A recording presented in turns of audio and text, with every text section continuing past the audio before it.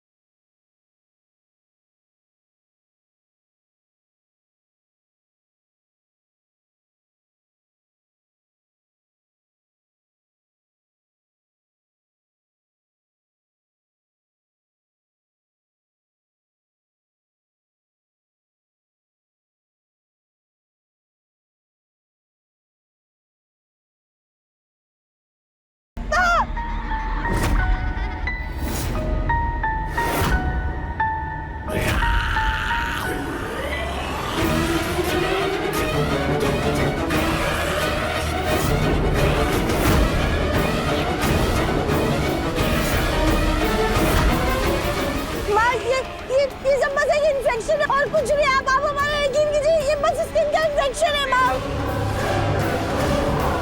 इसकी बातों में मत आना, ये सब छलावा है। ये विष कन्या राधा के आंसू और इसका शरीर का इस्तेमाल कर रही है। विष कन्या ने पूरी तरह से इसे अपने काबू में कर रखा है।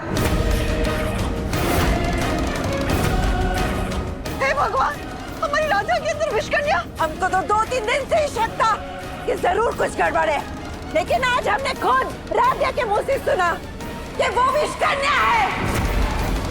तभी हम जाकर मां मृणालिनी को लेकर आए।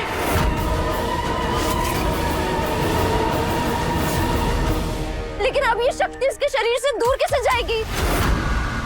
हम कुछ मंत्र पढ़ेंगे और इसे भगाएंगे। ये तड़पेगी, आप लोगों को बहकाने की कोशिश करेगी, लेकिन आप लोग इसकी बातों में मत आना। चाहे कुछ भी हो जाए, आप इसकी आंसुओं से पिघलना मत।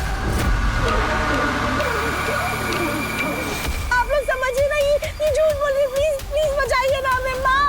देखिए, आपको जो करना है कीजिए, हम आपकी सारी बात मानेंगे, लेकिन बस उस राधिया को ठीक कर दीजिए।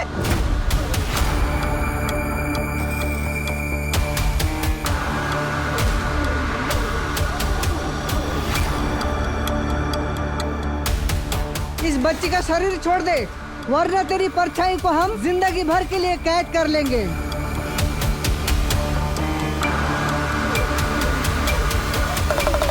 हर हर महादेव।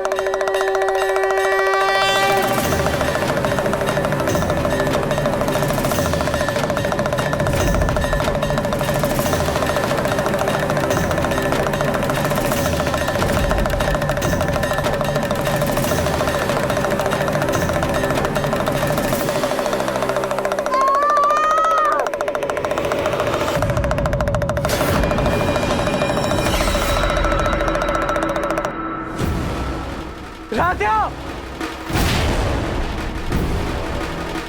प्लीज हमें बचाइए, हमें बहुत ज्यादा तकलीफ हो रही है प्रथम सर। राधिया!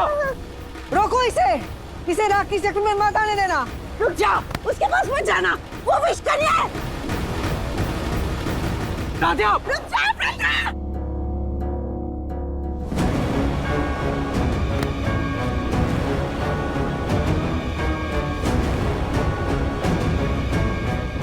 राधिया, राधिया आगे खोलो, मैं आ गया हूँ। राधिया, क्या हुआ तुम्हें? राधिया, ये क्या कर रहे हैं आप लोग? इसको कोई बीमारी नहीं है, इसके अंदर विष कन्या है। उसने इसके शरीर पे कब्जा कर लिया है प्रथम। दादी, ये आप क्या बोले जा रही है? प्रथम, माँ जी सही कह रही है। हम सबने अपनी आंखों से देखा, राधा के अंदर कोई बुरी शक्ति है। हाँ, आप लोग ये किन चक्रों में पड़ गए? ये बाबा, ये माँ, ये सबको मिलाकर आप राधे को परेशान क्यों कर रहे हैं? उसे बस इन्फेक्शन और कुछ नहीं। राधा, दादी बिल्कुल सही कह रही है। क्या कहा तुमने? हाँ प्रथम सर, हमारे शरीर पे जो नीलापन था वो कोई बीमारी नहीं थी। बल्कि वो सब विषकन्या के कारण हुआ था।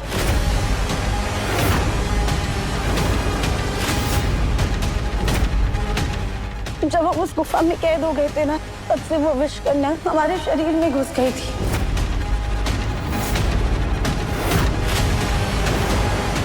लेकिन जब तक हम ये सब समझ पाए ना, तब उस विषकन्या ने हमसे कहा कि अगर हमने उसके बारे में परिवार में किसी को भी बताया तो वो हमारे परिवार वालों को नुकसान पहुंचाएगी। बस इसीलिए हमने किसी से कुछ भी नहीं कहा। तुम्हारे साथ इतना बड़ा हादसा हो गया और तुम हमें बता भी नहीं पाई, अकेले ही सब सहती रही। पर हमें कैसे भरोसा हो कि अभी भी विषकन्या इसके अंदर नहीं है, उसने इसका शरीर छोड़ दिया है। दादी ये देखिए, अब हमारे शरीर में अब नीलापन नहीं है। इसका ये मतलब है कि विषकन्या जा चुकी है हमारे शरीर से। नहीं, मैं नहीं मानती। वो गई या नहीं, ये पता करने का एक तरीका है हमारे पास। जाओ राधिया, भगवान का आशीर्वाद लो और उनकी आरती लेकर तिलक लगाओ। शिव शंभो, शिव शिव शंभो, शिव शंभो, शिव शिव शंभो, शिव शिव शिव शंभो, शिव शिव शिव शंभो, शिव शिव शिव शंभो, शिव शिव शिव शंभो, शिव शिव शिव शंभो, शिव शिव शिव शंभो, शिव शिव शंभो, शिव शिव शिव शंभो।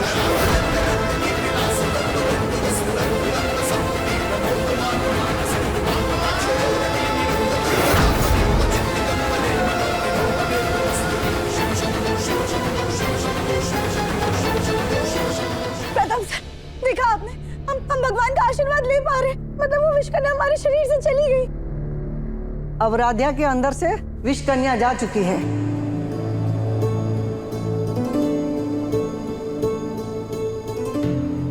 लेकिन अगर वो विषकन्या कल को फिर से वापस आ गई तो? हम ऐसा होने नहीं देंगे।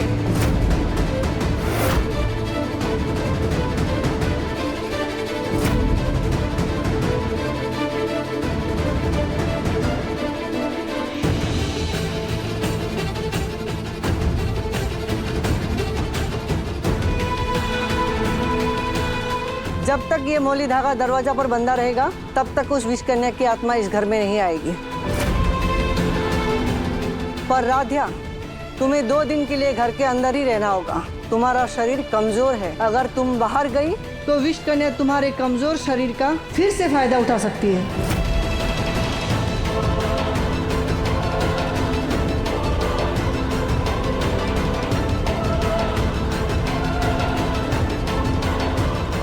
दो दिन बाद तुम आजादी से जिंदगी जी पाओगी, लेकिन याद रखना, ये पूरे श्रावण के महीने तुम इस मौली धागे को उतरने मत देना।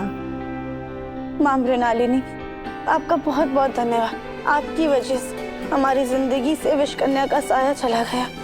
Thank you. सदा खुश रहो।